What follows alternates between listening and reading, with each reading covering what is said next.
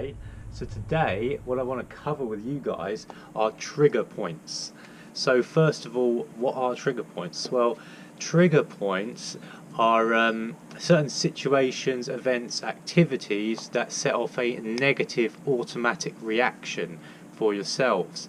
And these are normally symptom driven, so an increase in symptoms or anxiety. So these trigger points want to be avoided, as they can be really detrimental and painful for yourself and for your health. So firstly, I'm going to go over a few examples of trigger points that in my experience I have experienced when I had chronic fatigue syndrome, and also some of my clients have experienced as well. So let's get into it. So first of all, loud noises can be quite well, they can be a trigger point for us when we're struggling with chronic fatigue syndrome. So at the start especially, we want to try and avoid loud noises and flashing images or anything too overstimulating for the mind like this. Secondly, another thing that we want to avoid are high stress situations or environments. So maybe this is like a debate or a minor argument with a family member or friend, and we want to try and avoid this because it can be really emotionally taxing. And this is something that's often overlooked, is the effect of the emotional effect that this can have on you and how this can be detrimental. So we want to avoid these. So also something to note actually, guys, is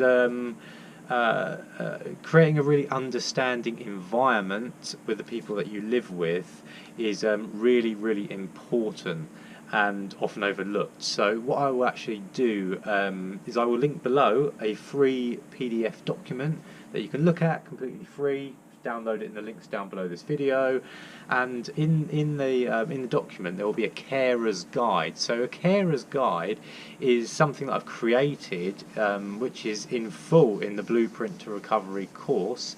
It's about creating a positive environment and helping the people around you understand what you are going through and how they can help you on your journey and help facilitate that recovery, that confidence, and that understanding environment. So do check it out. I highly recommend it, and it's free as well. So you know, another thing we should try and avoid or try and fix or improve is our lack of sleep, because sleep, as we all know, is really, really important, and it's important you get a good night's sleep, because when you don't get a good night's sleep, you're more susceptible to and more open to things affecting you negatively, basically.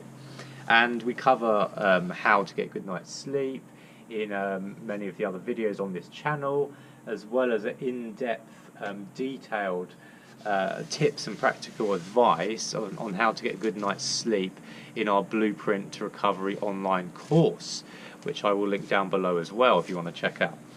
Another thing which should be avoided are toxic individuals, or perhaps friends or previous friends that really don't understand what you're going through and take no time or effort to accept or even understand what you're going through, and you feel are having a negative effect on you, perhaps emotionally as well. So you know, for this, what I did during my recovery is I deleted all my social media, and I just kept you know, in contact with maybe 5 or 10 friends that were really, really close friends of mine. And yeah, so just think about this one as well. Final thing, which is actually quite an important thing as well, is what do you watch, what do you listen to, music perhaps, what do you subconsciously consume your mind with? So for example, are you listening to sad music, or are you watching TV shows or movies based around people in hospital or people being ill or unwell? I would say definitely avoid this, and just watch something light-hearted, upbeat, or something you know, ambivalent that doesn't affect you negatively emotionally. This is really, really quite important, guys, I feel. And yeah, so that's all on this video. Final thing what I'm going to mention is working on reframing these trigger points so they no longer hold that power over you and they no longer have that detrimental effect.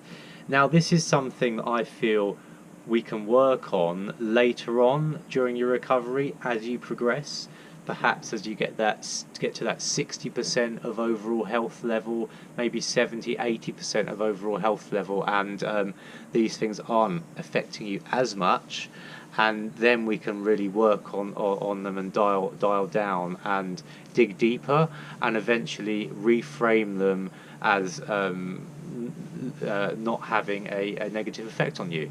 So yeah, maybe this is something to think about as well. Yeah, as you know, I do offer one-to-one coaching sessions, as I'm a qualified accredited health and wellness coach and hypnotherapist as well.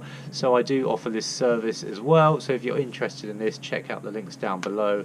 But yeah, check out that free resource, guys, because that might be helpful for you. And also, yeah, if you enjoyed this video, I'll be really grateful if you leave a like or share it with someone else that is suffering, because that's what this channel is about, guys.